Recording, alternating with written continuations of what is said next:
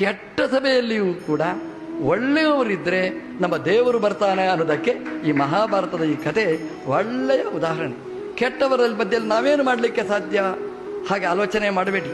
ಕೆಟ್ಟವರು ಕೆಟ್ಟವರಾಗಿಯೇ ಇರಲಿ, ನಮ್ಮ ಉಪಾಸನೆ ನಮ್ಮ ಪ್ರಾರ್ಥನೆ ದೇವರು ಸ್ವೀಕಾರ ಮಾಡ್ತಾನೆ, ದೇವರು ರಕ್ಷಣೆ ಮಾಡ್ತಾನೆ. ಇವತ್ತೆಲ್ಲ ಹುಡುಗರಿಗೆ ಅದೇ ಕಷ್ಟ. ನಾವು ಹಾಸ್ಟೆಲಲ್ಲಿ ಇರ್ತೇನೆ, ಹೇಗೆ ಜಪ ಮಾಡೋದು ಅಂತ ಓದ್ದೇವನ್ ತಪ್ಪು.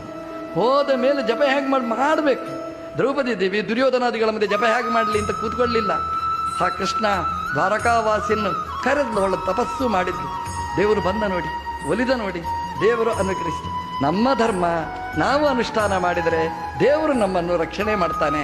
ಆ ಸಭೆಯಲ್ಲಿ ದ್ರೌಪದಿ ದೇವಿಯ ರಕ್ಷಣೆ ಮಾತ್ರ ಮಾಡಿದ್ದಲ್ಲ, ಪಾಂಡವರನ್ನು ಮಾತ್ರ ರಕ್ಷಣೆ ಮಾಡಿದ್ದಲ್ಲ, ನಮ್ಮ ಇಡೀ ಆಸ್ತಿಕ ಸಮಾಜವನ್ನು ಭಗವಂತ ಮಡಿಯನ್ನು ಉಡಿಸಿ ಅನುಗ್ರಹ ಮಾಡಿದ ಕಥೆನೇ ಮಹಾಭಾರತದ ಸಭಾಪರ್ವದ ಒಟ್ಟು ಸಾರ. ನಮಗೆ ಯಾರಿಲ್ಲ, ಹಿಂದೂಗಳಿಗೆ ಕೇಳುವವರಿಲ್ಲ, ಆ ಚಿಂತೆ ಬಿಟ್ಟುಬಿಡಿ.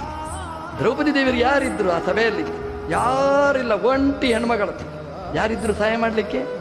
ನಮ್ಮ ದೇವರಿದ್ದ ಕೃಷ್ಣ. ನಮಗೆ ಯಾರಿದ್ದಾರೆ ಅಂತ ಕೇಳಬೇಡಿ, ನಮಗೆ ಯಾರು ಇಲ್ಲ ಅಂತ ಆಲೋಚನೆ ಮಾಡಿ ನಮಗೆ ರಕ್ಷಣೆ ಮಾಡುವ ದೊಡ್ಡ ದೇವರು, ಅದಕ್ಕಿಂತ ದೊಡ್ಡ ದೇವರಿಲ್ಲ.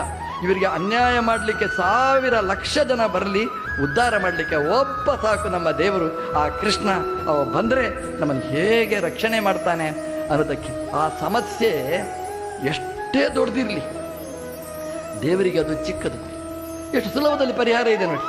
ಒಂದು ಬಟ್ಟೆಯನ್ನು ತಂದ, ಅದಕ್ಕೆ ಜೋಡಿಸಿದ, ಹೇಳಲಿಕ್ಕೆ ತುಂಬ ಸುಲಭ. ದೇವರು ಹೋಮ್ವರ್ಕ್ ಎಷ್ಟು ಮಾಡಿರಬೇಕು. ದ್ರೌಪದಿಗೆ ಆಪತ್ತು ಬಂದಿದೆ, ಈ ಆಪತ್ತು ಪರಿಹಾರ ಮಾಡಬೇಕಾದ್ರೆ ಬಟ್ಟೆ ತರಬೇಕು, ನಾನು ಆ ಬಟ್ಟೆಯನ್ನು ಜೋಡಿಸಬೇಕು. ಆ ಜೋಡಿಸುವುದು ಯಾರು ಅಂತ ಗೊತ್ತಾಗಬಾರದು. ಗೊತ್ತಾಗದಿದ್ದಾಗ ಇಲ್ಲಿರುವುದು ಬಟ್ಟೆ, ಅಲ್ಲಿ ಜೋಡಣೆ ಆಗಬೇಕು. ಜೋಡಣೆ ಆಗಿದ್ದು ಬರ್ತಲೇ ಇರಬೇಕು. ಎಂತಹ ಅದು ಆಲೋಚನೆ ಮಾಡಲಿಕ್ಕಾಗದೇ ಇರತಕ್ಕಂಥದ್ದು. ಅದಕ್ಕೆ ದಿಯೋಜನ ಪ್ರಚೋದಯಾತು ಅಂತ ಹೇಳೋದು. ಇಷ್ಟು ಜನರಿಗೆ ಆ ಬುದ್ಧಿ ಪ್ರಚೋದನೆ ಮಾಡಬೇಕು ಅಂತಂದರೆ ಭಗವಂತನ ಆ ಶಕ್ತಿ ಅಚಿಂತ್ಯ. ಅದಕ್ಕೇ ಮಹಾಭಾರತ ಹೇಳಿದು ಅತ್ಯದ್ಭುತ ಮಾಸೀತು. ಅದ್ಭುತ ಅಲ್ಲ, ಅತ್ಯದ್ಭುತ. ಅದು ಯಾರಿಗೂ ಹೇಳಲಿಕ್ಕೆ, ಆಲೋಚನೆ ಮಾಡಲಿಕ್ಕೆ ಅಶಕ್ಯವಾಗಿರತಕ್ಕಂಥದ್ದು ಅದು. ಹಾಗಾಗಿ ಆ ದೇವರು ದ್ರೌಪದಿಯ ದೇವರ ಮಾನವನ್ನು ಉಳಿಸಿದ್ದ ಅಷ್ಟೇ ಅಲ್ಲ. ದ್ರೌಪದಿ ಅಂತಂದರೆ ಎಲ್ಲ ವಿದ್ಯಾದೇವತೆ, ಸಕಲ ಶಾಸ್ತ್ರಗಳ ಅಭಿಮಾನಿ ದೇವತೆ, ವೇದಾಭಿಮಾನಿ ದೇವತೆ.